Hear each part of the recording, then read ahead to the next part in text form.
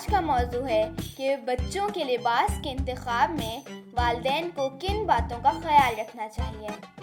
لڑکے اور لڑکی دونوں کے لباس کا انتخاب کرتے ہوئے والدین کو خاص طور پر اس بات کا خیال رکھنا چاہیے کہ بچہ خواہ چھوٹا ہی کیوں نہ ہو، لڑکوں کو لڑکوں والا اور لڑکیوں کو لڑکیوں والا لباس پہنائیں، کیونکہ لباس بچے کے اخلاق اور صحت پر اثر انداز ہوتا ہے۔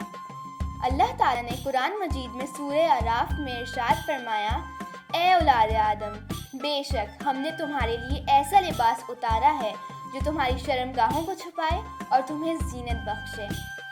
لباس کے بنیادی طور پر 3 مقاصد ہوتے ہیں۔ نمبر 1، قابل شرم حصوں کو چھپانا۔ نمبر 2، موسمی اثرات سے حفاظت۔ نمبر 3، جسم کی زیبائش و آرائش۔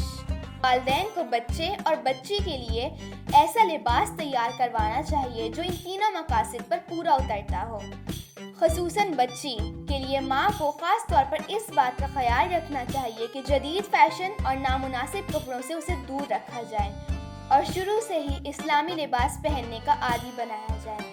یاد رہے، تنگ لباس صحت کے لیے نقصان دہ ہوتا ہے کیونکہ اس سے دوران خون متاثر ہوتا ہے اور جسم کو تازہ ہوا نہیں ملتی اور جسم کا اندر اور باہر کا درجہ حرارت برابر رہتا ہے۔